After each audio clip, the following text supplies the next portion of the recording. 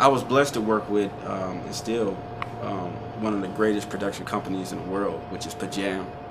And there's 3 people out of that. We work with Beyonce, Destiny's Child, Usher, Boyz II Men, Mary J. Blige. I mean, Justin Timberlake. The list goes on and on. And I picked up different things from them 3. Walter is like the more administrative, business head, straight to the point, like where's the single type of dude. J. Moss is the writer, the more creative, introspective artist who's over passionate about stuff. My relationship with him was mainly music director and artist. So I really picked up a lot of things in terms of just how to keep a crowd engaged.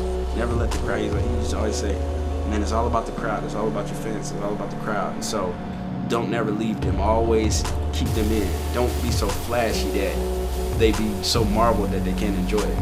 PDA was a hybrid of both. PDA is a businessman and a creative dude, but a lot of things I adapted from him was sonics. You know what I'm saying? I would just pick his brain about how to get the kick drum to hit harder, snare drum, you know what I'm saying? Like how to make a record sound better. And, you know, all that information along with other people, but that was probably the biggest learning experience, just, you know, being with them and just, you know, seeing how they do things. Without a doubt comes from my mom, because she's just, she's an amazing woman. I mean, she's just all that. She's the epitome of the saying, went through fire and don't smell like smoke. You know what I'm saying? Like she quit her $250,000 a year job to make sure her kids wasn't morally and socially and spiritually bankrupt. She was an entrepreneur, so you know, we had to scale it down because she just wasn't happy with the way we were turning out morally.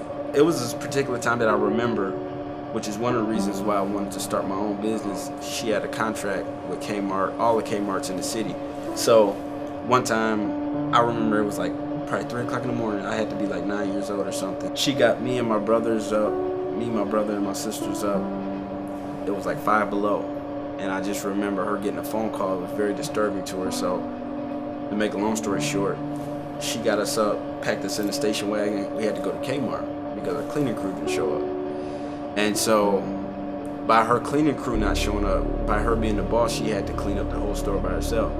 So I remember she got us out the station wagon, put us on the floor, and you know, we had to sleep on the floor while she cleaned up. And so I would always pay attention to my mom, even at a young age. I was looking at her the whole time, and I know she was frustrated. So the boss finally comes out, and she was like, "Hey man, you know, I got kids. I can't be dragging my kids out in this cold. You know, I don't, you know, my guys didn't show up." And he looked at her and said, "Well, Willie, it sounds like you have a personal problem to me." And so, me seeing that as a little boy, that I said my mama never had to work again. You know what I'm saying? And that was one of the, I mean, your reasons for reasons change. You know what I mean? But that was one of the main things in my life that stuck with me.